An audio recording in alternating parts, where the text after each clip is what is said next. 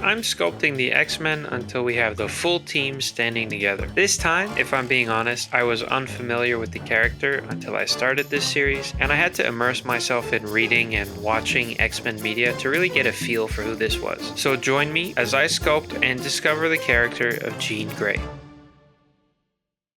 Welcome to episode 2! You have no idea how good that feels to say. Usually these projects tend to fizzle out, so even having an episode 2 out is a big win for me. Now I'm not just some guy who said he'd make every X-Men member, but he only has one. Now I'm some guy who said he'd make every X-Men member, but he has 2. Today we're doing Jean Grey for several reasons, but the main one is that I really like Jean. Jean gets the number 2 slot in this series because while Cyclops established the team with his leadership and presence, I wanted a character that would add more heart and emotion to the team. Their relationship is a big part of that, but I would say that the part that makes Jean more compelling is her internal struggles and the nature of her power in general. Step 1, the armature. I did in fact cheat on this one, and before you get mad at me, bear in mind I'm not very good at sculpting female characters. So when I looked at my desk and saw a practice face that was perfectly in scale, I couldn't resist. So for the scale, I'm going to be using the same one from the last sculpture, obviously, and Jean Grey, being 5'9" in this scale, is about 9.5 inches tall. So I had to augment that a little bit because the clay I added to Cyclops made him a little taller than the intended scale. So I balanced that out to just make sure they feel like they're in the same world. And this is a really big part for me in this project, where the first one was trying to establish something. Right now I'm trying to keep something somewhat consistent and cohesive. I do want to play around with this project though, because they are different characters with different things to express. And in this case, she's someone who can fly or levitate herself and objects, which means I needed something that looked lighter than air. So you saw me add some more wire to the base just to make her float off the ground. That'll be hidden creatively later. And I also added some Aves epoxy. I will do a tutorial on this eventually because I'm getting tired of just telling you how good it is. I think I should show you how great it is. And then I started adding the basis of her anatomy. And I started playing around with the costume itself pretty quickly because I like getting an idea of what the final piece is going to look like, just to make sure I don't want to tweak anything too much down the line. I started off with kind of a slim build. She looked too small towards the end, which is why I started over again. In my last video, I did a redo on Cyclops because I didn't like how his face was looking. In this case, I did a redo on Jean Grey because I didn't like how her build was looking. I mentioned before that my inspiration for this is Jim Lee's comic book style, and he draws every character in a very exaggerated muscular way. And the sculpture I started off with just didn't have the right feel to it. I tried adding on the shoulder pads to see if that'll just bulk her out a bit more and make her look more like the comic. In the end, I decided it's just best to start over and try and define her muscles more and make her a bit more jacked, you know. I knew who Phoenix was, but I had no idea who this blue and yellow character was until later, which kind of sent me down a rabbit hole of Jean Grey costumes and lore. I am by no means an expert on the X-Men or Jean Grey. This is just a basic overview of the character that I hope to build upon in later videos. A moderate spoiler warning for anything to do with Jean Grey. Jean is one of the original 5 team members of the X-Men, joining after Scott, Warren, Bobby, and Hank. She's introduced as a telekinetic. However, in later stories, it's revealed that Charles Xavier placed mental blocks on her to protect her from her own powers. She has, in fact, always been an extremely powerful telepath, but with her powers rooted in the subconscious and therefore much more unpredictable and difficult to control. This is one of Charles Xavier's more terrifying character traits that I hope to get into more in his own video. So the goal here was to give her a kind of presence that was more powerful feeling. So Cyclops has a very still pose, and I made her a bit more dynamic, but I still wanted her to feel powerful in the psychological sense. She's not a big brute, but she still has to physically be imposing. So she's tall and her muscles are long and well developed, as opposed to the more hulking characters we'll get into later. The anatomy was pretty straightforward because as soon as I figured out my issue, I fixed it, and then I could should immediately move on to the suit detail, which is one of the more important parts now. I already know that I can make anatomy pretty well. The important part now is to practice design and keep it cohesive with Cyclops. So I use the same techniques as before, except this time the shoulder pads aren't leather, they're a sort of metal, maybe plastic, although I think in the painting I tried to make it more metal. I'm also using the same kind of texture detail for certain elements to kind of give it like that athletic, breathable fabric. This time though, I am pressing way harder because when you paint these, you really want to have the paint get into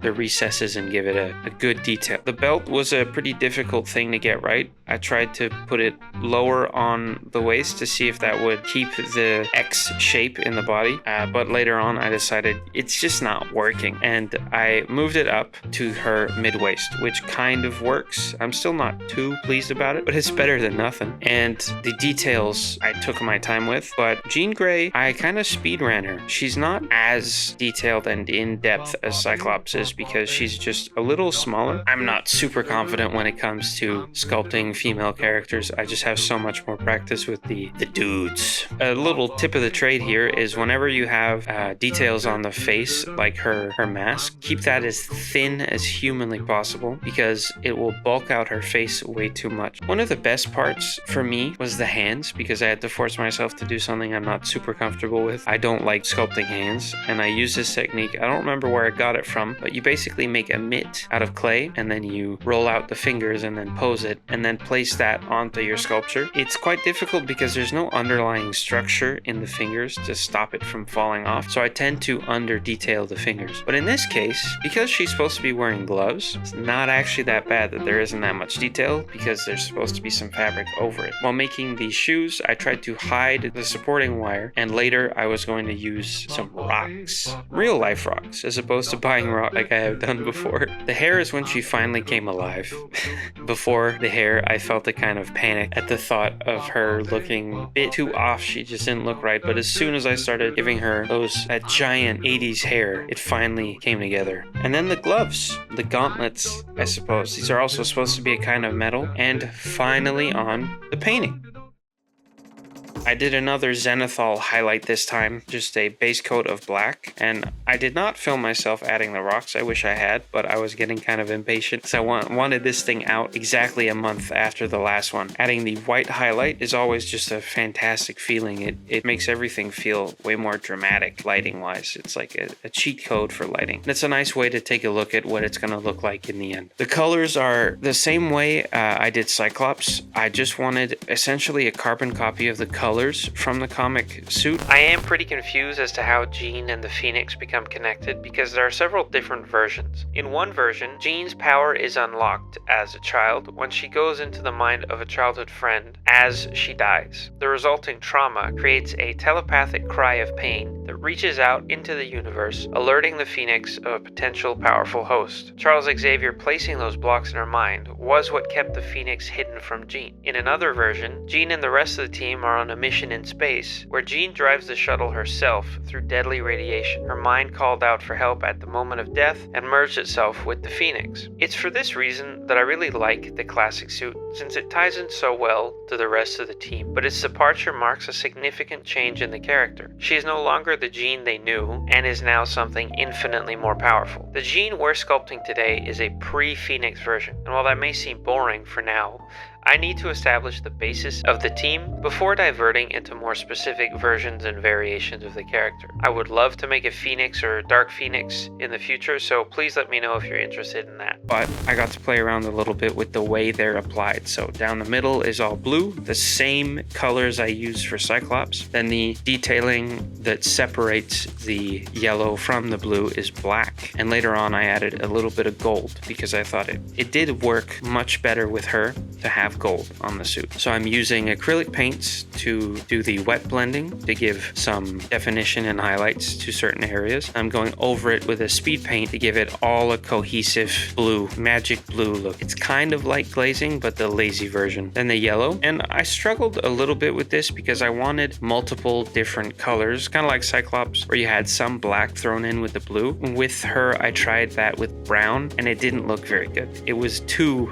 Wolverine. And of course, the speed paint I have for yellow is kind of orangey. And this is something that's been bothering me for Cyclops, where his yellow is actually orange, and I feel that that kind of takes away from the intention. If you have any opinions on that, please let me know. So I decided in the end to only do certain sections in that orangey yellow, and the rest I kept that poppy comic book yellow. So I'm highlighting with a brighter yellow, and I don't have a dark tone for my yellows. I only have a brown, which means I'm keeping her brighter. I'm a huge fan of wet blending now. I think it works very well for face details. And I've had to restart a lot on her. Sometimes, if you aren't careful, painting over sections make them cakey. So I had to literally peel it off and start over. Same thing I did with the blue, I did with the skin tone. I added a speed paint on top to give it a bit more of a muted feel. The eyes, you can see me shaking and taking my time and panicking because these have never been my strong suit. So I did a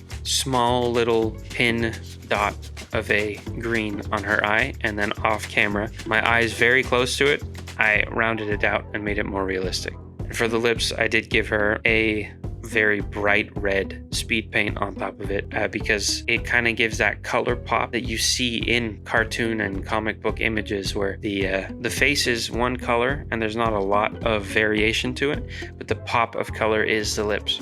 And for the hair, obviously, I went with an orange speed paint on top of that orangey brown. And I kind of wanted I guess it's a gem on her head, I'm not too sure. I wanted it to pop, and it's a little muted at the moment, so maybe later I'll change it. These are the moments where everything is finally coming together. Like I mentioned in the Cyclops video, I'm working on her for a month or so, and then finally when I see the colors, it comes to life, and it makes me a little more motivated to finally finish it. So speed paints are beautiful for filling in recesses that you left with your detail work, which is why I feel like a good paint job, and I'm not an excellent painter, but a good paint job highlights what you did in the sculpting. It doesn't fix sculpting. I did my best to give Jean an actual base, something a bit more dynamic than what I did with Cyclops in the background there. I used legitimate real rocks that I picked up outside. Every time I go on a walk, I kind of pick one up that I think is cool, slowly, until the entire gravel path will be mine. I am essentially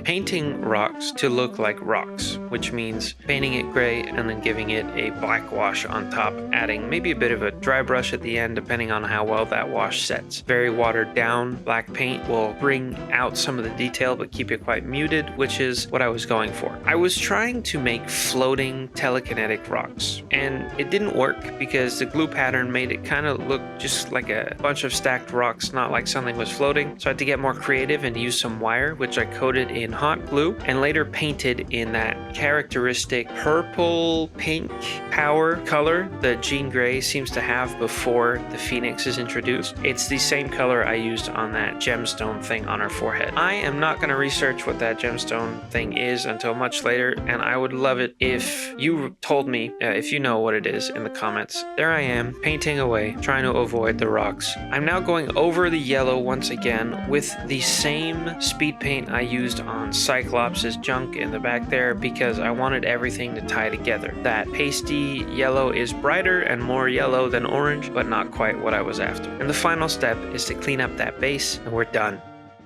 What I know about Jean before the Phoenix is that she's an incredibly empathetic person who doesn't want power, and the big arc to do with the Phoenix is kind of indicative of the opposite of what she wants. She doesn't want infinite power, she doesn't want to be this great force, but she's kind of forced into a destiny with it, and a lot of ideas of predetermination and destiny are introduced to a character who doesn't really want any of that. The reason I like Jean so much is that while she does get tempted and controlled and pushed into directions by her power, she does her very best in face of those odds. She's still a decent person at the core. That is essentially what I tried to portray in this sculpture. She has a very intense gaze, but she is just as cool, calm, and collected as I tried to place Cyclops in when it comes to posing. I'd like to think that if this is the first of many Jean Grey sculptures, this one is the most focused one, where she seems to be in complete control of herself and her own powers.